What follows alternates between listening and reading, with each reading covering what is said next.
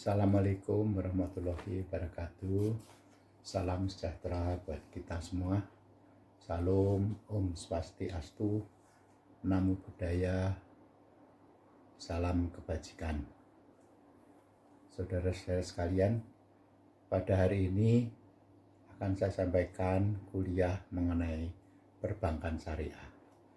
Namun sebelum itu akan saya bacakan catatan yang disampaikan oleh Bapak Profesor Atta Ali, Ketua Mahkamah Agung, dalam sebuah buku karangan dari Profesor Dr. Rival Ka'bah yang berjudul Hukum Ekonomi Syariah di Indonesia.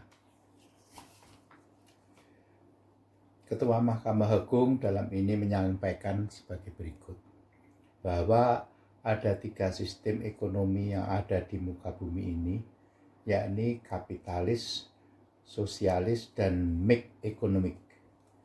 Sistem ekonomi tersebut merupakan sistem ekonomi yang berkembang berdasarkan pemikiran Barat.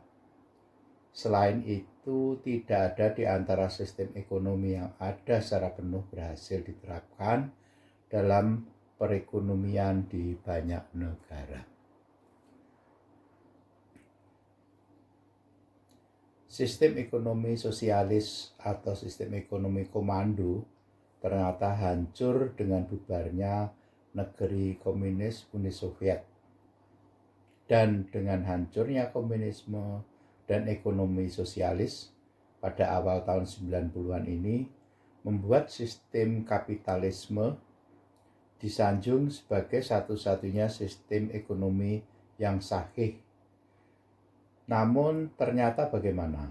Bahwa sistem ekonomi kapitalis yang disanjung tersebut ternyata membawa akibat negatif dan membawa efek yang lebih buruk. Karena banyak negara miskin yang bertambah miskin dan negara-negara kaya akan menjadi semakin kaya. Karena kelemahannya ataupun kekurangannya tersebut lebih menonjol daripada kebaikannya, itulah yang menyebabkan muncul pemikiran baru tentang sistem ekonomi, terutama di kalangan negara-negara muslim atau negara-negara yang mayoritas penduduknya beragama Islam, yaitu sistem ekonomi syariah. Negara-negara yang penduduknya mayoritas muslim mencoba untuk mewujudkan suatu sistem ekonomi yang didasarkan pada Al-Quran dan Hadis, yakni sistem ekonomi syariah, yang telah berhasil membawa umat muslim pada zaman Rasulullah meningkatkan perekonomian di Jazirah Arab.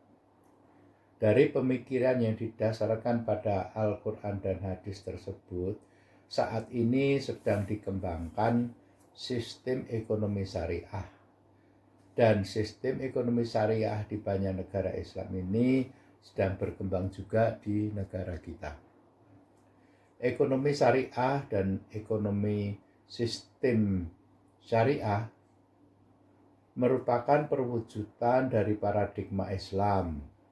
Pengembangan ekonomi syariah dan sistem ekonomi syariah bukan untuk menyaingi sistem ekonomi kapitalis atau sistem ekonomi sosialis, tetapi lebih ditujukan untuk mencari suatu sistem ekonomi yang mempunyai kelebihan-kelebihan untuk menutupi kekurangan-kekurangan dari sistem ekonomi yang telah ada. Sebagaimana diketahui bahwa Islam diturunkan ke muka bumi untuk dimaksudkan untuk mengatur hidup manusia guna mewujudkan ketentraman hidup dan kebahagiaan umat manusia di dunia dan di akhirat.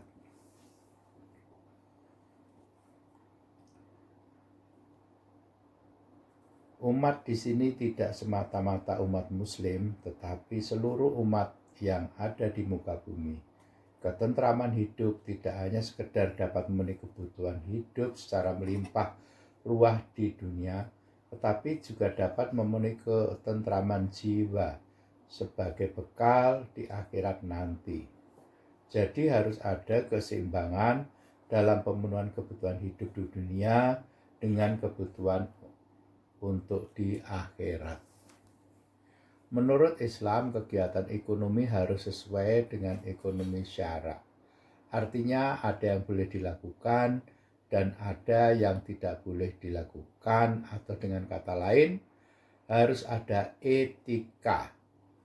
Kegiatan ekonomi dan kegiatan-kegiatan lainnya yang bertujuan untuk kehidupan di dunia maupun di akhirat adalah merupakan ibadah kepada Tuhan Yang Maha Esa. Semua kegiatan apapun yang dilakukan di bumi, jadi semua kegiatan apapun yang dilaksanakan di bumi ini merupakan perwujudan ibadah kepada Sang Pencipta. Dalam Islam tidak dibenarkan manusia bersifat sekuler, yakni memisahkan kegiatan ibadah dan kegiatan duniawi. Sistem ekonomi syariah berbeda dari kapitalisme, sosialisme maupun negara kesejahteraan atau welfare state. Berbeda dari kapitalisme karena Islam menentang eksploitasi oleh pemilik modal terhadap buruh yang miskin dan melarang penumpuan kekayaan.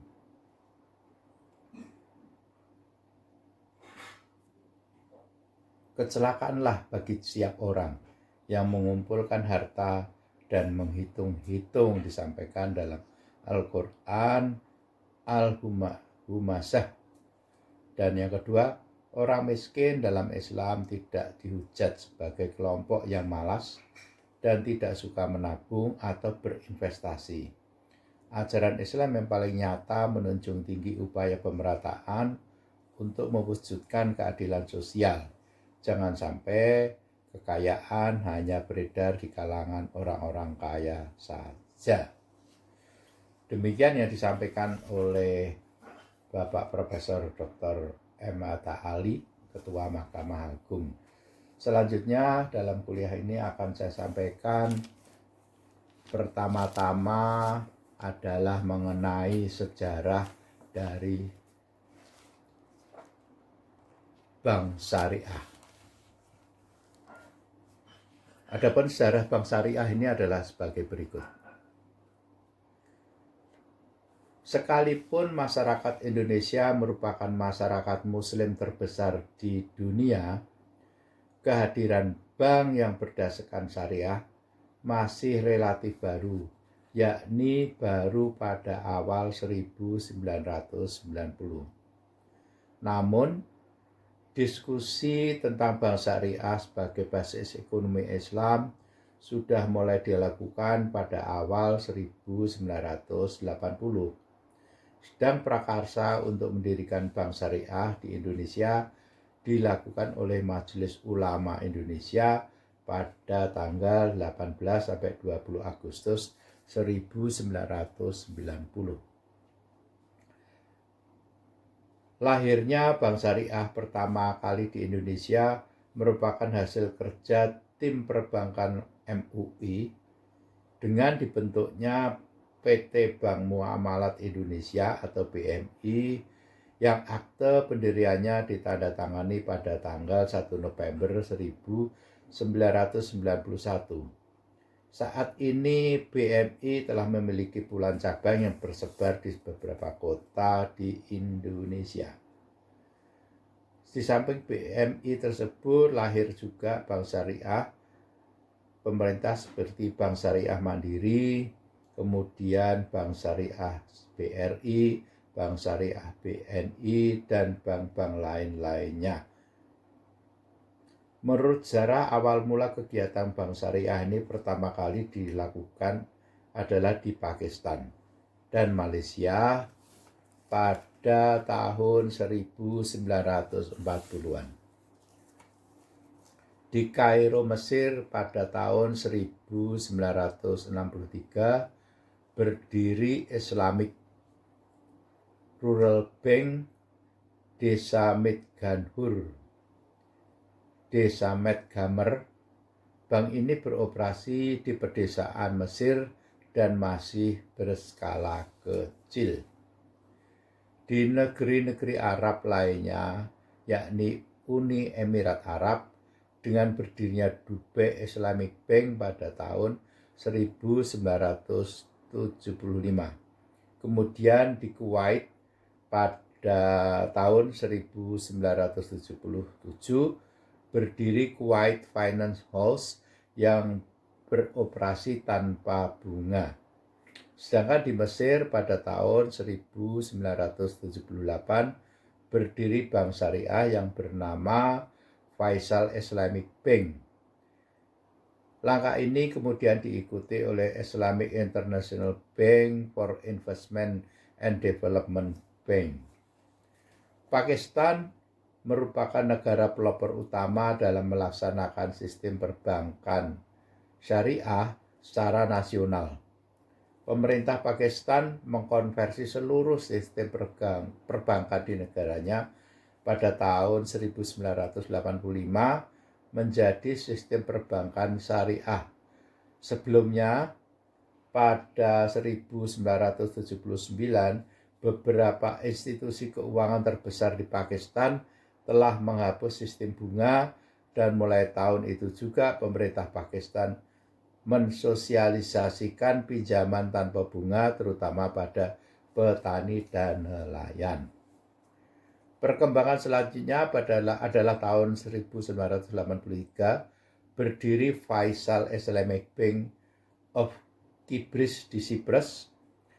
Sedangkan di Malaysia, Bank Syariah lahir tahun 1983 dengan berdirinya Bank Islam Malaysia Benhart, dan pada tahun 1999 lahir pula Bank Bumi Putra Muamalah. Di Iran, sistem perbankan syariah mulai berlaku secara nasional pada tahun 1983 sejak dikeluarkannya Undang-Undang Perbankan Islam. Berikutnya di Turki, negara yang berideologi sekuler. Bank Syariah lahir tahun 1984, yakni dengan lahirnya Dat Al-Mal Al-Islami serta Faisal Finance Institution yang mulai beroperasi tahun 1985. Pada sidang Menteri Keuangan Organisasi Konferensi Islam (OKI) di Jeddah pada tahun 1975 telah disetujui rancangan pendirian Bank Pembangunan Islam (Islamic Development Bank), dan semua anggota OKI menjadi anggota Islamic Development Bank. Pendirian IDB ini merupakan jalan panjang yang sudah dirintis sejak Menteri Luar Negeri OKI di Karachi, Pakistan tahun 1970. Saat itu Bank Islam telah tersebar di beberapa negara Muslim dan non-Muslim, baik di benua Amerika, Australia, dan Eropa. Bahkan banyak perusahaan keuangan dunia seperti ANZ, Chase Chemical Bank, dan Citibank telah membuka cabang yang berdasarkan syariah. Lalu, produk bank syariah. Dalam rangka melayani masyarakat, terutama masyarakat Muslim, Bank Syariah menyediakan berbagai macam produk perbankan. Produk-produk yang ditawarkan sudah tentu sangat Islami, termasuk dalam memberikan pelayanan kepada nasabahnya. Berikut ini jenis produk bank syariah yang ditawarkan adalah sebagai berikut. Yang ke-1, Al-Wadiyah atau simpanan. Al-Wadiyah atau simpanan dengan nama titipan atau simpanan.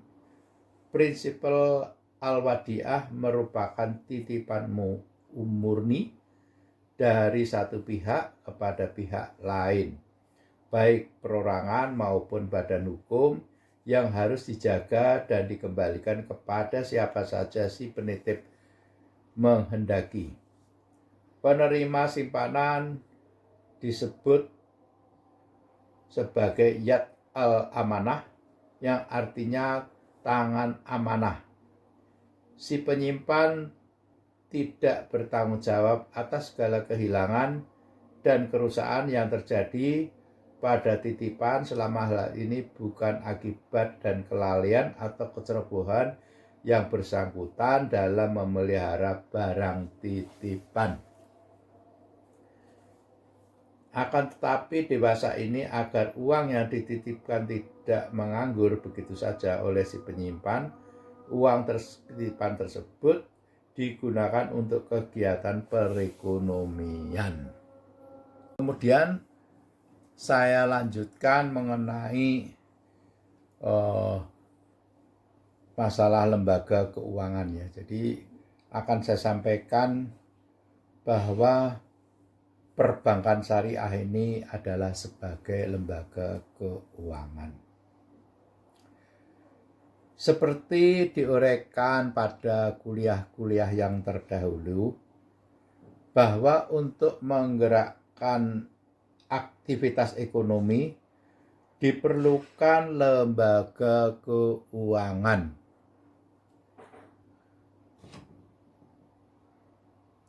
Keberadaan lembaga keuangan dalam Islam sangat vital karena kegiatan bisnis dan ekonomi tidak akan dapat berjalan tanpa adanya lembaga keuangan. Lembaga keuangan oleh Ibu Profesor Neni ini dibagi menjadi 3 ya, yakni lembaga keuangan bank atau disingkat LKB, atau lembaga keuangan ya biasa ya. Lalu lembaga keuangan bukan bank atau LKBB atau lembaga keuangan non-bank. Dan yang ketiga adalah lembaga pembiayaan. Memang tempo hari ada pakar perbankan yang membagi menjadi 2, yakni lembaga keuangan bank dan lembaga keuangan bukan bank. Namun sekarang Profesor Neni itu membagi lembaga keuangan itu menjadi 3.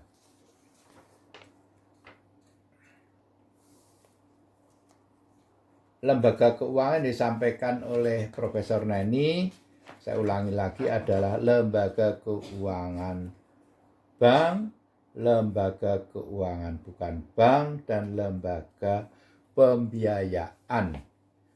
Yang lembaga keuangan bank adalah terdiri dari Bank Umum, BBR, dan kemudian di lembaga keuangan bukan bank adalah asuransi,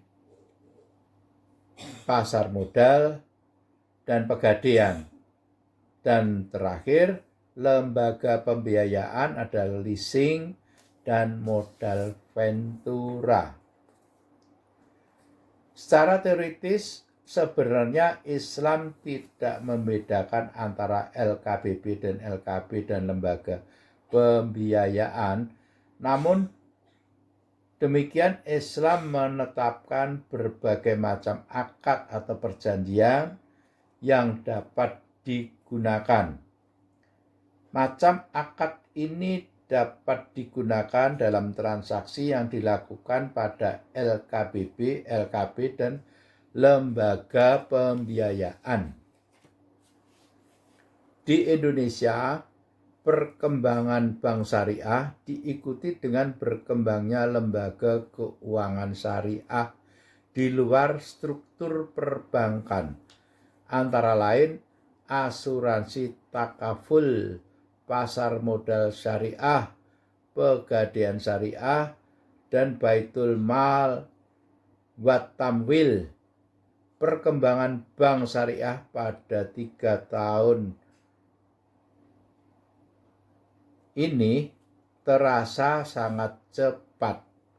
Hal ini dilihat dari beberapa indikator, baik indikator keuangan seperti jumlah aktiva dana pihak ketiga, volume pembiayaan, maupun dilihat dari indikator kelembagaan dan jaringan kantor bank. Begitu halnya dengan asuransi syariah. Pada beberapa tahun yang lalu, perusahaan asuransi menawarkan produk halal baru syariah asuransi takaful. Belakangan ini perusahaan asuransi syariah yang lain mulai tumbuh seperti asuransi syariah Mubarakah, asuransi jiwa asih, Great Eastern, dan MAA Life Insurance ikut menyemarakkan usaha perasuransian di Indonesia. Di bidang lembaga keuangan lainnya, pada tahun 1997 mulai diluncurkan reksadana syariah, disusul dengan berdirinya Jakarta Islamic Index pada tahun 2000. Telah dimaklumi bahwa terdapat perbedaan yang sangat prinsip antara lembaga keuangan konvensional dan lembaga keuangan syariah. Perbedaan yang sangat prinsip tersebut dilandasi oleh perbedaan filosofi sebagai orientasi dasar ekonomi. Orientasi dasar ekonomi Islam dilandaskan pada asas ketuhanan, yaitu adanya hubungan dari aktivitas ekonomi tidak saja dengan sesama manusia, tetapi juga dengan Tuhan sebagai pencipta.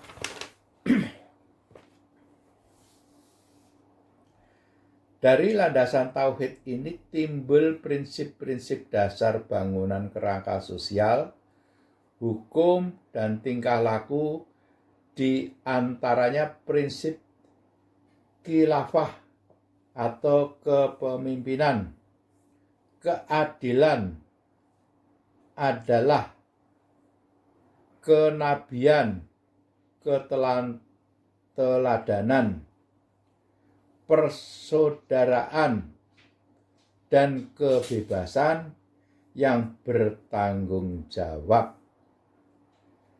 Di samping itu ada nilai-nilai instrumental, yakni larangan riba, kewajiban zakat, kerjasama ekonomi, jaminan sosial, dan peran negara. Dengan demikian, prinsip utama yang dianut oleh lembaga keuangan syariah adalah tanpa riba, bunga dalam berbagai bentuk transaksi, menjalankan bisnis dan aktivitas perdagangan yang berbasis pada memperoleh keuntungan yang sah menurut syariah dan memberikan zakat. Dari nilai instrumental tersebut lahirlah akad perjanjian yang dilandasi oleh prinsip bangunan ekonomi tersebut. Akad atau perjanjian dalam aktivitas ekonomi tersebut dapat digunakan dalam praktik lembaga keuangan syariah. Akad yang digunakan membawa pengaruh terhadap banyak hal, antara lain hubungan hukum antara bank dan nasabah, produk yang ditawarkan oleh bank, dan pricing atau sistem penghitungan pembagian keuntungan insentif yang diperoleh bank ataupun nasabah.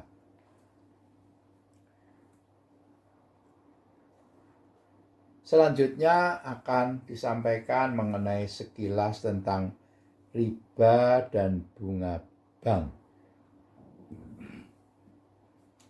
Sebelum diuraikan tentang perkembangan lembaga keuangan syariah di Indonesia, terlebih dahulu akan diuraikan beberapa pandangan tentang riba. Karena hal ini penting karena semua akad dan transaksi pada lembaga keuangan syariah dilandasi oleh adanya larangan riba. Pandangan tentang riba akan diuraikan menurut Al-Quran dan Al-Hadis, agama samawi, dan riba dalam pandangan ekonomi. Al-Quran banyak memuat ayat-ayat larangan riba dan disertai dengan penyebabnya, akibat dan ancaman bagi orang-orang yang memungut riba.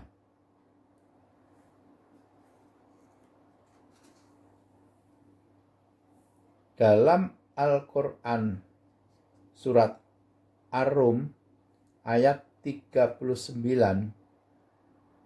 dikatakan bahwa dari sesuatu riba yang kamu berikan agar dia menambah pada harta manusia, maka riba tidak menambah di sisi Allah.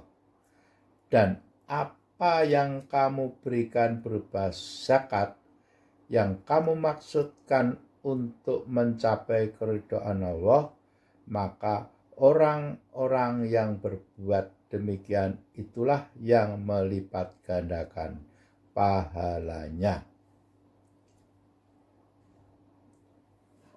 Dalam surat Al-Baqarah ayat 275, orang-orang yang mengambil riba tidak dapat berdiri melainkan seperti berdirinya orang yang kemasukan setan.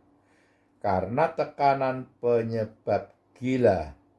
Keadaan mereka yang demikian itu disebabkan mereka berkata atau berpendapat bahwa sesungguhnya jual beli itu sama dengan riba, padahal Allah telah menghalalkan jual beli dan mengharamkan riba. Orang-orang yang telah sampai kepadanya larangan dan Tuhannya, lalu terus berhenti dari mengambil riba, maka baginya apa yang telah diambilnya dahulu sebelum datang larangan, dan urusannya terserah pada Allah. Orang yang mengurangi atau mengambil riba, orang itu adalah penghuni neraka. Mereka kekal di dalamnya. Selanjutnya dikenal juga larangan riba dalam agama samawi, yakni agama Yahudi serta agama Kristen atau Katolik atau orang Nasrani. Orang-orang Yahudi dilarang mempraktikkan memungut bunga. Hal ini terdapat dalam Old Testament, Perjanjian Lama, ataupun Undang-Undang Talmud, Kitab Exodus, Deuteronomi, ataupun Leviticus yang mengandung atau mengatur larangan riba. Misalnya pasal 23 ayat 9 Kitab Deuteronomi atau Ulangan yang menyebutkan, janganlah engkau membungakan kepada saudaramu baik uang maupun bahan makanan atau apapun yang dapat dibungakan. Walaupun dalam kitab Perjanjian Baru tidak ditegaskan tentang larangan bunga, namun orang-orang Kristiani memandang bahwa beberapa ayat dalam kitab tersebut harus dijadikan pedoman tentang larangan riba. Misalnya yang disampaikan pada Lukas 6:3-4-5 mengecam adanya praktek riba.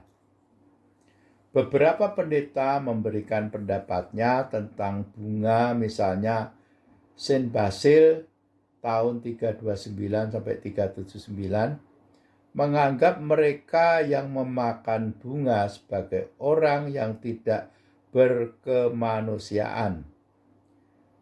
Saint Ambrose mengecam pemakan bunga sebagai penipu atau pembeli atau rentenir, pembelit atau rentenir. Kemudian bagaimana riba menurut teori ekonomi? Para ahli ekonomi yang terkenal, baik yang klasik, neoklasik maupun modern, semua sependapat bahwa pungutan bunga merupakan hambatan bagi perkembangan dan pertumbuhan proyek-proyek yang memberikan keuntungan kecil.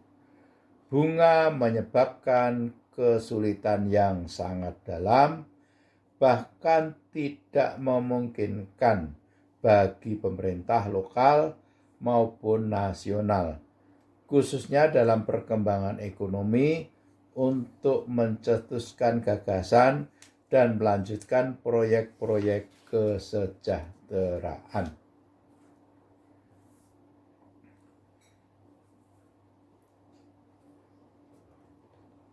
Kesejahteraan sosial yang dicita-citakan tersebut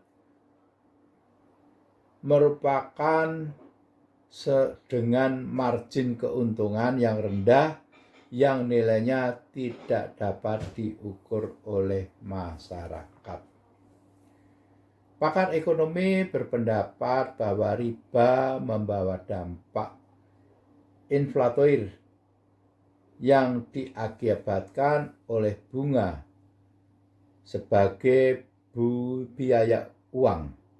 Hal tersebut disebabkan salah satu elemen dari penentuan bunga adalah suku bunga.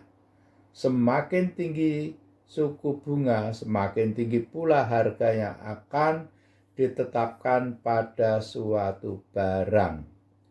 Dampak lain bahwa hutang dengan rendahnya tingkat bunga penerimaan peminjam dan tingginya bunga menjadikan peminjam tidak pernah keluar dari kebergantungan, terlebih lagi bila bunga atas hutang tersebut dibungakan. Awal tahun ini dikenal dengan pendekatan terbaru dalam ilmu ekonomi yang dikenal dengan paradigma baru dalam ekonomi moneter yang digagas oleh Joseph F. Stiglitz. Joseph F. Stiglitz, pemenang Nobel Ekonomi tahun 2001 itu, dan Bruce Greenwald dalam bukunya Toward New Paradigm Monetary Economic, atau dikenal dengan paradigma konsep ekonomi Islam. Mengenai bunga, menurut paradigma ini, kebijakan moneter konvensional yang menggunakan instrumen suku bunga untuk mempengaruhi jumlah uang yang beredar harus dirubah menjadi kebijakan yang berdasarkan pada mekanisme permintaan dan penawaran kredit. Dengan demikian, fokus teori ekonomi moneter terbaru menurutnya adalah pengaturan ketersediaan kredit, bukan pengaturan suku bunga ataupun jumlah yang beredar. Kemudian fatwa dari Majelis Ulama Indonesia tentang bunga bank nomor 1 tahun 2004 adalah sebagai berikut. 1. Pengertian bunga atau riba. Bunga adalah tambahan yang dikenakan dalam transaksi pinjaman uang yang diperhitungkan dari pokok pinjaman tanpa mempertimbangkan pemanfaatan atau hasil pokok tersebut berdasarkan masa jatuh tempo dan diperhitungkan secara pasti di muka dan pada umumnya bersifat presentasi. Riba adalah tambahan tanpa imbalan yang terjadi karena penangguhan dalam pembayaran yang diperjanjikan sebelumnya, dan ini yang disebut riba nasi'ah.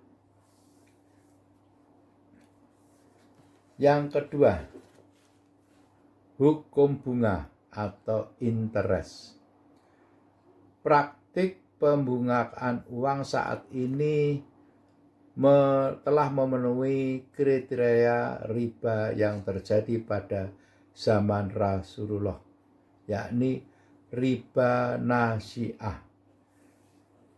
Dengan demikian, praktik pembungaan uang ini termasuk salah satu bentuk riba dan riba haram hukumnya. Praktik penggunaan tersebut hukumnya haram, baik dilakukan oleh bank, asuransi, pasar modal, pegadaian, koperasi, lembaga keuangan lainnya maupun individu. Yang ketiga, bermuamalah dengan lembaga keuangan konvensional. Untuk wilayah yang sudah ada kantor jaringan lembaga keuangan syariah dan mudah dijangkau, tidak diperbolehkan melakukan transaksi yang didasarkan pada perhitungan bunga. Untuk wilayah yang belum ada kantor jaringan lembaga keuangan syariah, diperbolehkan melakukan kegiatan transaksi di lembaga keuangan konvensional berdasarkan prinsip darurat atau hajat.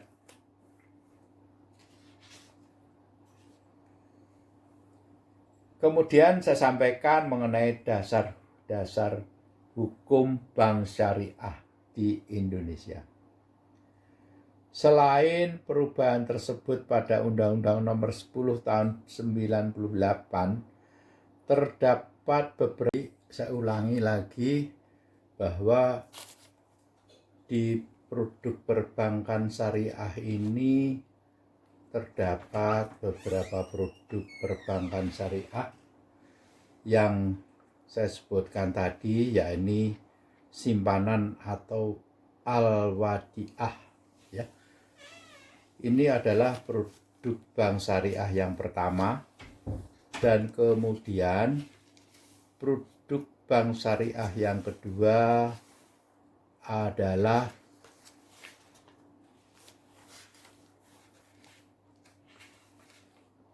pembiayaan dengan bagi hasil. Pembiayaan dalam bagi hasil ini dalam bank konvensional untuk penyaluran dananya, ya kita kenal istilahnya kredit atau pinjaman. Kemudian yang ketiga adalah bai'al murahabah. Bai'al murabahah ini, pengertian bai'al murabahah ini merupakan kegiatan jual beli pada harga pokok dengan tambahan keuntungan yang disepakati. Selanjutnya, Yang keempat adalah ba'as-salam.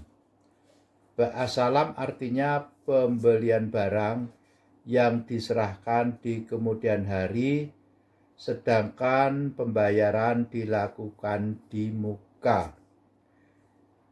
Prinsip yang harus dianut adalah harus diketahui terlebih dulu jenis, kualitas, dan jumlah barang, dan hukum awal pembayaran harus dalam bentuk uang.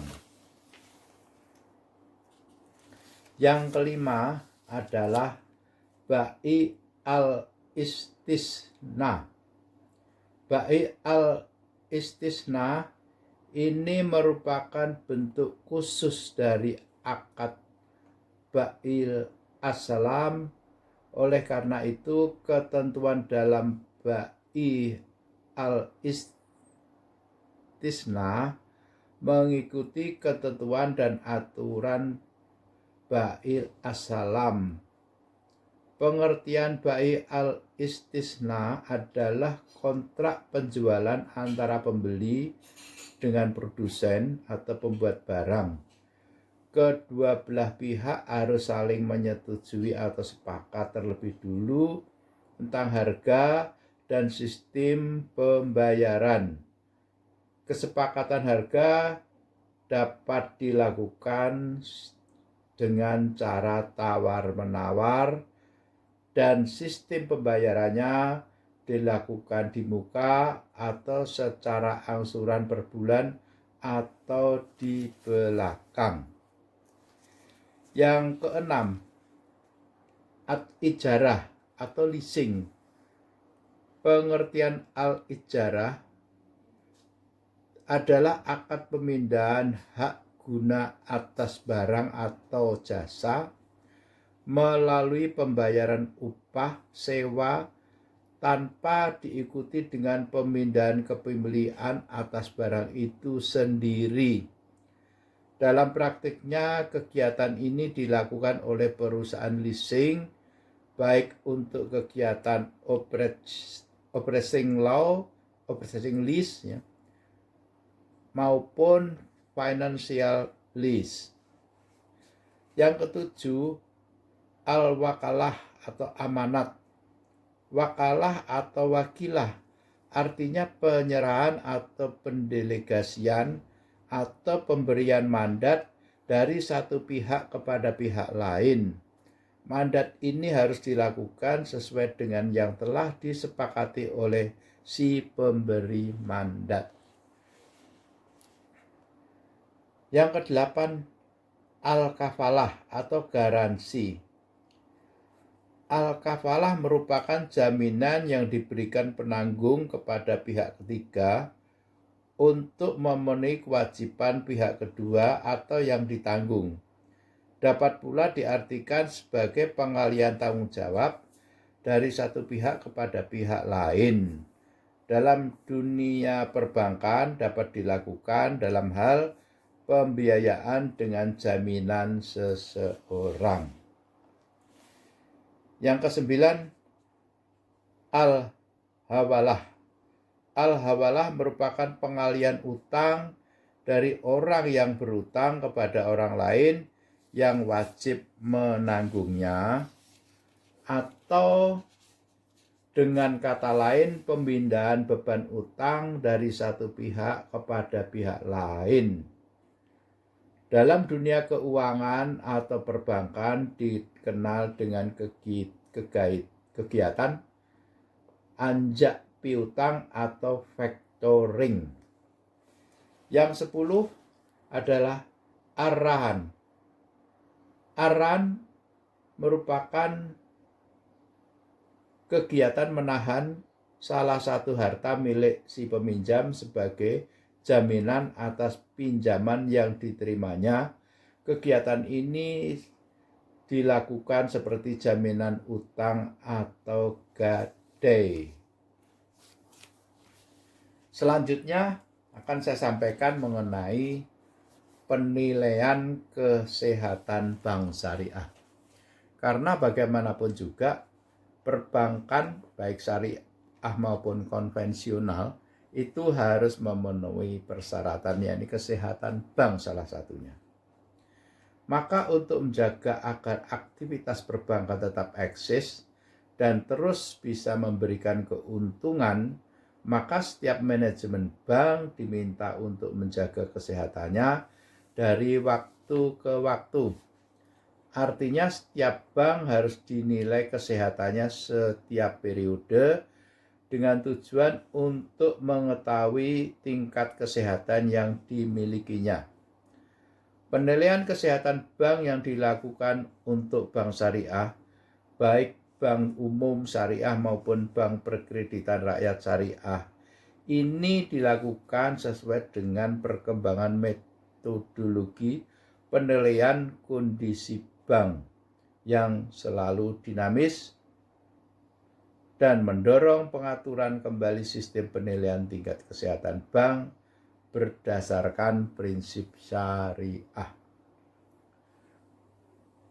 Kemudian penilaian kesehatan bank syariah ini dilakukan berdasarkan peraturan Bank Indonesia nomor 9 garis miring 1 garis miring PBI garis miring 2007 tentang sistem penilaian tingkat kesehatan bank umum berdasarkan prinsip syariah yang berlaku mulai 24 Januari tahun 2007. Dari hasil penjelasan Deputi Bank Indonesia menjelaskan bahwa penerapan ini dilakukan dengan memperkirakan produk dari jasa perbankan syariah ke depan kian beragam dan kompleks, sehingga eksposur risiko yang dihadapi juga meningkat. Meningkatnya eksposur risiko tersebut akan mengubah profil risiko bank syariah yang pada gilirannya akan mempengaruhi tingkat kesehatan bank tersebut.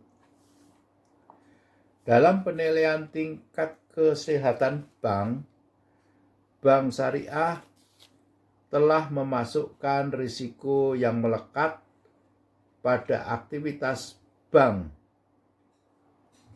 yang merupakan bagian dari proses penilaian manajemen risiko.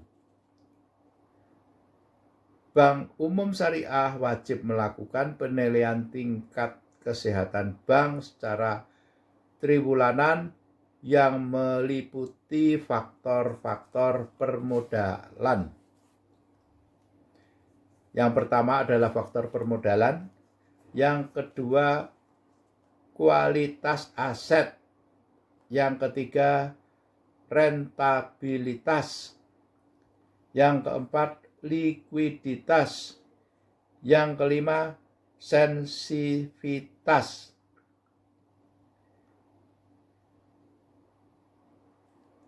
Jadi bank syariah harus mempunyai sensitivitas terhadap risiko pasar atau sensitivity to market risk, dan manajemen.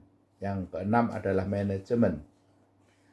Penilaian peringkat komponen atau rasio keuangan pembentuk faktor finansial, artinya permodalan, kualitas aset, rentabilitas, likuiditas, sensitivitas terhadap risiko pasar, dihitung secara kuantitatif dan kualitatif dengan mempertimbangkan unsur judgement. Khusus untuk tingkat kesehatan BPR berdasarkan prinsip syariah atau BPRS, Bank Indonesia mengeluarkan aturan baru yang mulai berlaku 4 Desember 2007, yakni Peraturan Bank Indonesia nomor 9 garis miring 17 garis miring PBI garis miring 2007 perihal sistem penilaian tingkat kesehatan bank perkreditan rakyat berdasarkan prinsip syariah yang mengatur penilaian tingkat kesehatan BPRS. Yakni apa? Mencangkup penilaian. Yang pertama faktor permodalan, kedua faktor kualitas aset, yang ketiga faktor rentabilitas, yang keempat faktor likuiditas atau faktor keuangan dilakukan secara kuantitatif dan kualitatif. Sedangkan yang kelima adalah penilaian atas komponen dari faktor manajemen yang dilakukan secara kualitatif. Rincian penilaian tingkat kesehatan bank perkreditan rakyat ini berdasarkan prinsip syariah adalah sebagai berikut. Yang kesatu, penilaian secara kualitatif dilakukan dengan mempertimbangkan indikator pendukung dan atau pembanding yang relevan. Yang kedua, peringkat setiap komponen pembentuk faktor keuangan terdiri dari peringkat 1, peringkat 2, peringkat 3, peringkat 4, dan peringkat 5. 3. Peringkat setiap komponen pembentuk faktor manajemen terdiri dari peringkat A, peringkat B, peringkat C, dan peringkat D. Yang keempat, proses penilaian peringkat faktor keuangan dilakukan dengan pembobotan atas nilai peringkat faktor permodalan, kualitas aset, rentabilitas, dan likuiditas. Yang kelima, berdasarkan hasil penilaian peringkat faktor keuangan dan penilaian peringkat faktor manajemen, ditetapkan peringkat komposit yang merupakan peringkat akhir hasil penilaian tingkat kesehatan bank. Yang keenam, proses penilaian peringkat komposit dilaksanakan melalui penggabungan atas peringkat faktor keuangan dan peringkat manajemen menggunakan tabel konversi dengan mempertimbangkan indikator pendukung dan unsur judgement.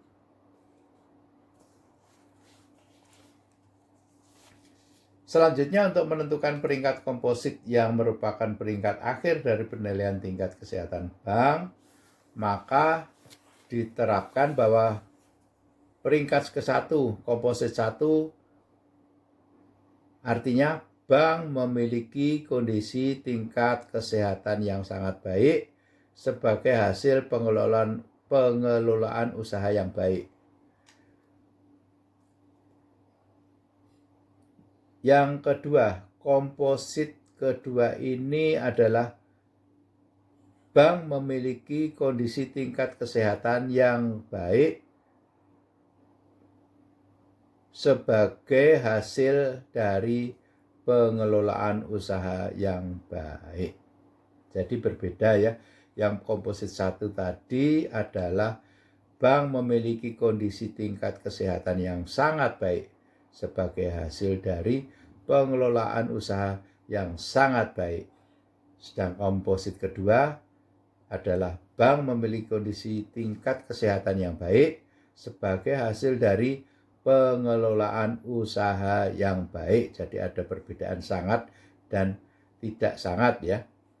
Yang ketiga, komposit 3, bank memiliki kondisi tingkat kesehatan yang cukup baik sebagai hasil dari pengelolaan usaha yang cukup baik. Yang keempat, bank memiliki kondisi tingkat kesehatan yang kurang baik sebagai akibat pengelolaan usaha yang kurang baik. Jadi komposit keempat ini adalah merupakan suatu lampu kuning ya bagi perbankan, karena dinilai bank memiliki kondisi tingkat kesehatan yang kurang baik sebagai akibat dari pengelolaan usaha yang kurang baik. Komposit ketiga bagaimana? bank memiliki tingkat kesehatan yang tidak baik sebagai akibat dari pengelolaan usaha yang tidak baik. Ini adalah komposit yang terendah ya. Dengan kata lain, setiap komposit memberikan penilaian terhadap kondisi kesehatan bank. Yang ke satu, peringkat komposit 1 mencerminkan bahwa bank memiliki kondisi tingkat kesehatan yang sangat baik sebagai hasil dari pengelolaan usaha yang sangat baik. Yang kedua, peringkat komposit 2 mencerminkan bahwa bank memiliki kondisi tingkat kesehatan yang baik sebagai hasil pengelolaan usaha yang baik. Kemudian, yang ketiga, peringkat komposit 3 mencerminkan bahwa bank memiliki kondisi tingkat kesehatan yang cukup baik sebagai hasil dari pengelolaan usaha yang cukup baik. Yang keempat, peringkat komponen 4 mencerminkan bahwa bank memiliki kondisi tingkat kesehatan yang kurang baik sebagai akibat dari pengelolaan usaha yang kurang baik. Yang kelima, peringkat komposit 5 mencerminkan bahwa bank memiliki kondisi tingkat kesehatan yang tidak baik sebagai akibat dari pengelolaan usaha yang tidak baik. Pada bank perkreditan rakyat syariah, wajib melakukan penghitungan rasio-rasio keuangan yang terkait dengan penilaian tingkat kesehatan BPRS, Bank Perkreditan Rakyat Syariah, secara triwulanan untuk posisi akhir bulan Maret, Juni, September, dan Desember. Bank Indonesia dapat meminta direksi Dewan Komisaris dan atau pemegang saham untuk menyampaikan rencana tindakan atau action plan apabila hasil tingkat kesehatan BPRS menunjukkan yang pertama atau satu atau lebih faktor permodalan, faktor kualitas aset, faktor rentabilitas, dan faktor likuiditas memiliki peringkat 4 atau 5. Yang kedua, faktor manajemen memiliki peringkat C dan D, dan atau yang ketiga memiliki peringkat komposit 4 dan 5. Dengan mengikuti aturan penilaian kesehatan bank yang telah ditetapkan pemerintah, diharapkan bank syariah mampu untuk menjaga dan mempertahankan kesehatannya, yang pada akhirnya bank yang sehatlah yang mampu terus menikmati laba dan berkembang dari waktu ke waktu.